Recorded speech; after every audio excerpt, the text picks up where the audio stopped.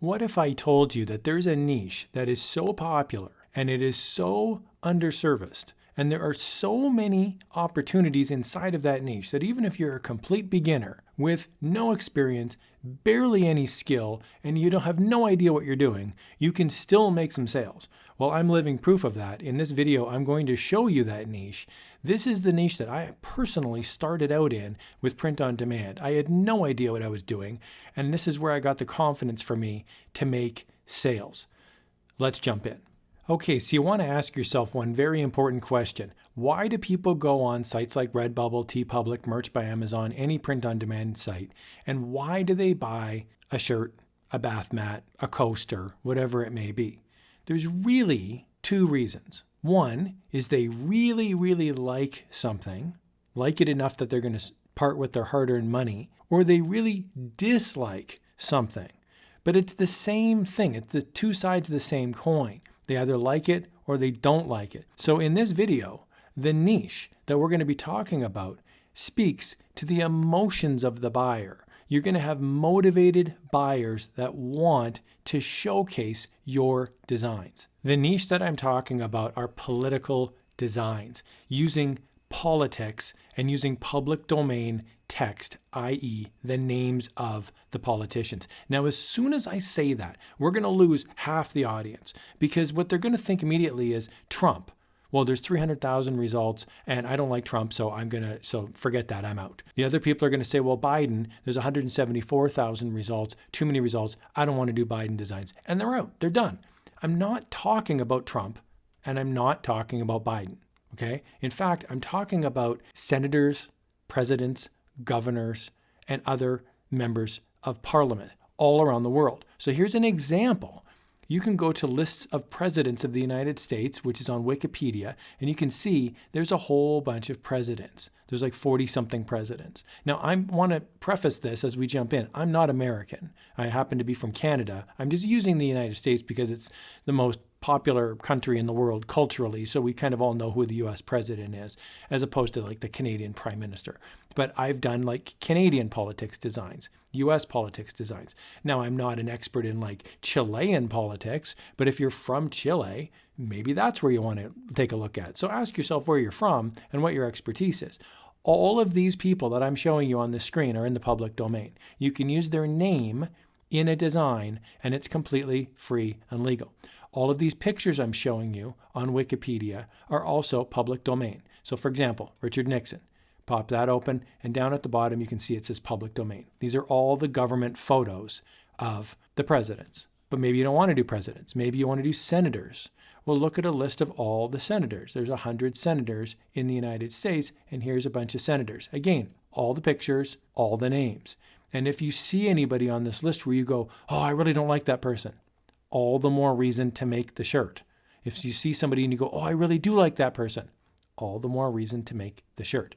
Not only does this work for present politicians, it works for past politicians. Let me just back this up. I've made John F. Kennedy shirts. They sell.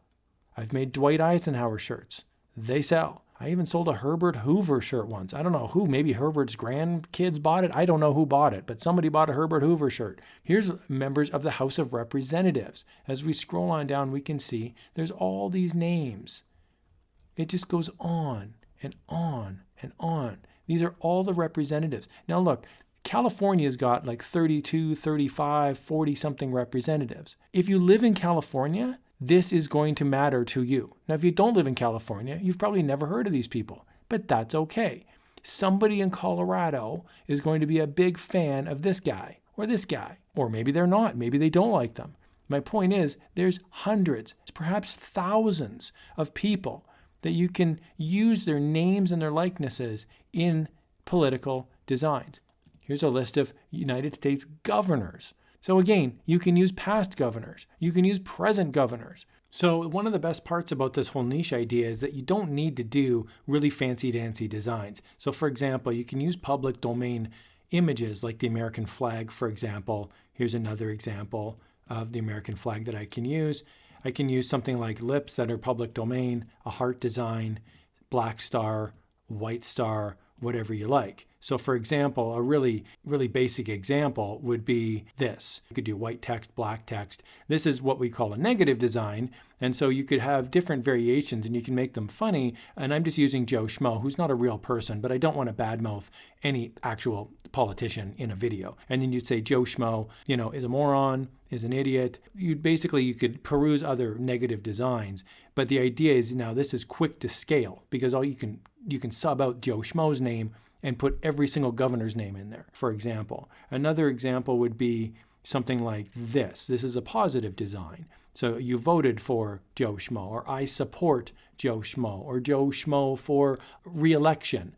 A negative one would be recall Joe Schmo. So there's all sorts of different ideas, both positive and negative, but you can really sub in different pieces of the design and you can mix and match, and very, very quickly you could have 200 designs, 300 designs, 500 designs just going off of the names.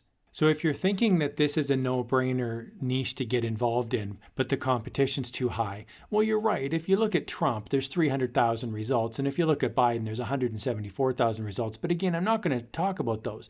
What about somebody like Stacey Abrams, who's maybe running for president in a couple of years at the time of the recording of this video? There's only 1,300 results, maybe 1,400 results. So you may want to get some inspiration from this. It's a simple face, a name, and a retro sunset.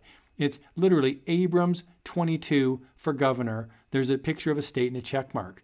Here's another one, Abrams stars, the year. That's pretty basic stuff here. Here's another one, Greg Abbott.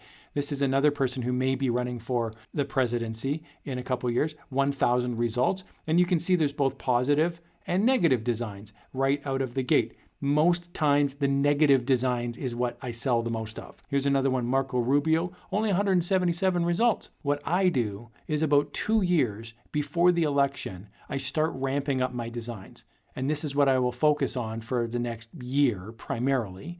And of course, I like making my funny cat designs too. But stuff like this is a solid seller. Now you're going to get a lot of faces and a lot of flags. But if you can be a little bit original, a little bit funny, if you can make your design a little bit better, chances are you'll make a sale because people are hunting for something to show off their love or their hate of a certain candidate.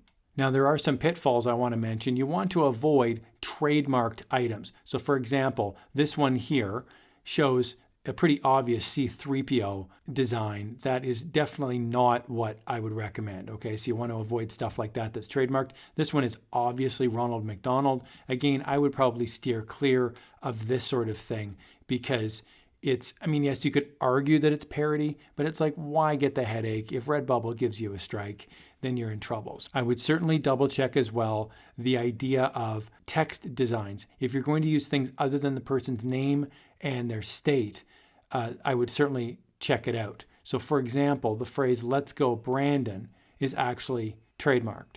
Go to Justia and check the trademark database on certain designs.